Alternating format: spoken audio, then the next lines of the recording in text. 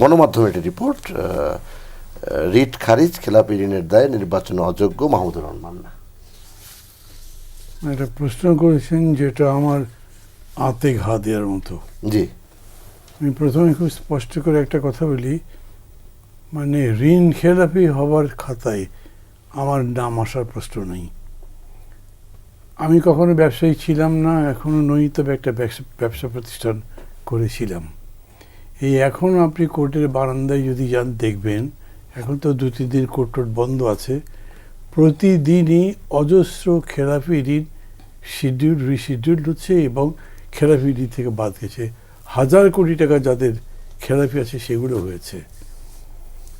আমি 2010 সালের দিকে একটা কোল্ড স্টোরেজ আমার এলাকায় করেছি।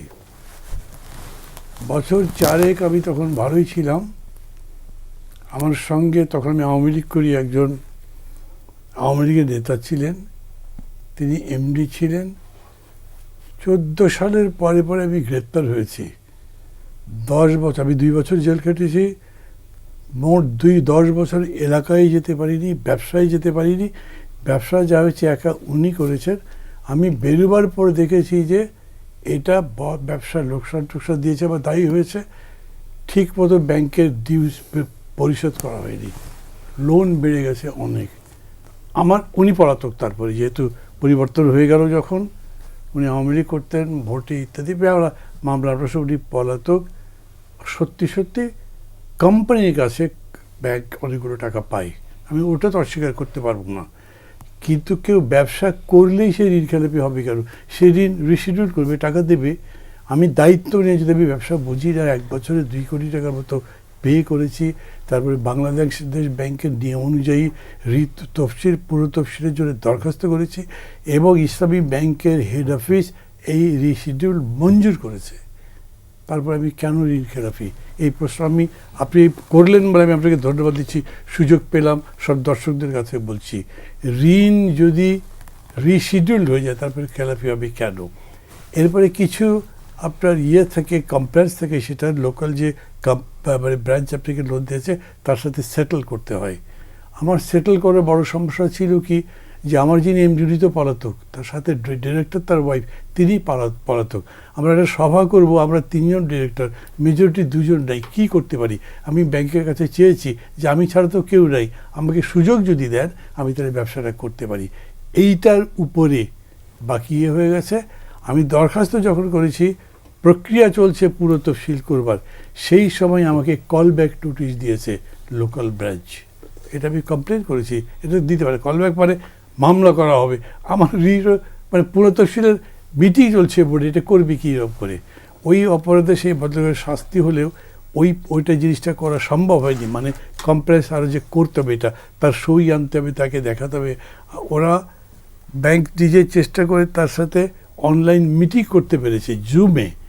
তিনি বলেছেন যে এখন উনি এটা চালাক, তারপরেও এটা আমাকে দেওয়া হয়নি। তখন আমি কোর্টে গেছি এবং এই কোর্টে একটা অর্ডার হয়েছে যে আমার নাম যেন খেলাপি তালিকায় না থাকে, তার জন্য এতদিন সময় ধরে আমাকে এই ঋণ খেলাপি তালিকা থেকে মুক্ত করে, যাতে আমি নির্বাচনটা করতে পারি। Can you believe it? I am surprised. আমি কোর্টে গিয়ে যেটা দেখলাম, এত রক্ত দান করবার পরে, আন্দোলন করবার পরে, যে বিপ্লবটা, যে অভ্যুত্থান জিতলাম আমরা, তারপরে ওই কোর্টে গিয়ে দেখেন কিছু নির্দিষ্ট গ্রুপ, নির্দিষ্ট দলের লোকের কথার বাইরে কোনো কাজ হয় না। ওইখানে আমার মামলা কারো বিরুদ্ধে না, কোনো সরকারের বিরুদ্ধে না, ব্যাংকের বিরুদ্ধে না, সরকারি উকিলকে বক্তৃতা রাখছে, একসাথে 10 জন মিলে বক্তৃতা রাখে। কোনো একটা জায়গা থেকে আছে, যাদের আমার উকিলরা জিজ্ঞেস করছে আপনারা কারা, তারা জবাব দিতে পারে না, তারা পর্যন্ত বলে। এবং দুপুরবেলা যেটাতে অর্ডার দেওয়া হয়েছে আমার ফেভারে, সন্ধ্যা 6:30টার সময় সেই অর্ডার পরিবর্তন করে স্টে করা হয়েছে। এইটা হলো রিয়েলিটি, এইটা কোনো নিউজ আসেনি, কিছু মনে করবেন না। মানে এখন মাঝে মাঝে না আমার এই মিডিয়ার কথা ভাবলেও অবাক লাগে। এই যে এত বড় ঘটনা হচ্ছে, আমাকে কেউ জিজ্ঞেস করি তো সত্যি সত্যি কী ঘটনা ঘটেছে, আমি কি ঋণ খেলাপি হওয়ার মতো? আমি জীবনে চুরি করেছি, 10টা টাকার কোনো অভিযোগ আছে? নাই। আমি একসময় আওয়ামী লীগ করতাম, আওয়ামী লীগ ক্ষমতায় ছিল, তখনও কোনো অভিযোগ ওঠেনি, এতগুলো বছর অভিযোগ ওঠে নাই। এখন যেহেতু মানে নির্বাচনের প্রশ্ন, আমার প্রতিদ্বন্দ্বী আছে কেউ কেউ যারা অন্যান্য দল করেন, তারা তাদের ক্ষমতা দিয়ে ভবিষ্যতে ক্ষমতায় যেতে পারবেন এই সমস্ত লোভ দেখে যেগুলো করেই হোক এই কাজগুলো করে এরকম একটা পরিস্থিতি তৈরি করেছেন যে রীতিমতো ওই জায়গাতে গিয়ে আপনি বিচার পাওয়া মুশকিল। তারপরে আমি বলি, আমি বিশ্বাস করি যদি কোনো একটা রিয়েলি প্রকাশ্যে ঠিকমতো ট্রায়াল হতে পারে, জাজমেন্ট দেওয়া হতে পারে, এই 28 তারিখে আমি চেম্বার জজে গেছি, সেখানে হবে। তার আগে যেরকম করে আপনি পড়লেন, আমি পত্রিকা তো হেডিং দেখেছি, নির্বাচনে অযোগ্য ঘোষণা, নির্বাচনে অযোগ্য ঘোষণা করবেন কী কারণে?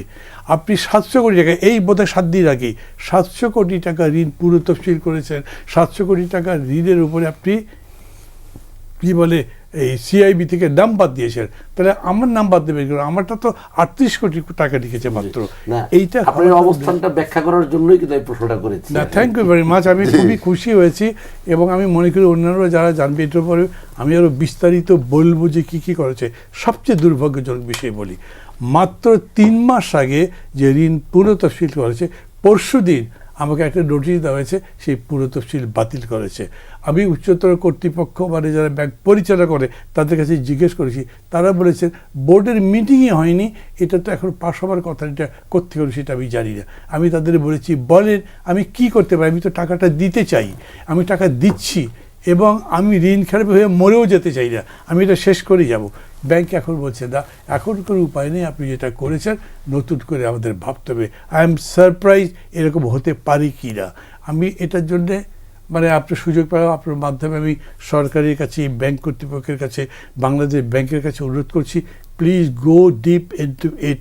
রিয়েলি এটার মধ্যে কী আছে, কেন আমাকে নির্বাচন থেকে বাতিল করার ব্যাপারেই যদি হয়, যদি কোনো ব্যক্তির কোনো দলের স্বার্থের এত বড় আঘাত হয়, আমাকে বলে দিলে হয় যে আমি চাই না বা আমরা চাই না আপনি এটা করেন, তাই আমি ওইটাই বিবেচনা করে দেখতে পারি। কিন্তু এখন যেই কাজটা করা হচ্ছে, আমাকে বদনাম করে এটা করবে, আমি বিশ্বাস করি যে আমি সত্যের পথে যদি আসি ইনশাআল্লাহ আমাকে এই বদনাম কেউ করতে পারবে না, আমি মানুষের কাছে পরিষ্কার থাকতে পারবো।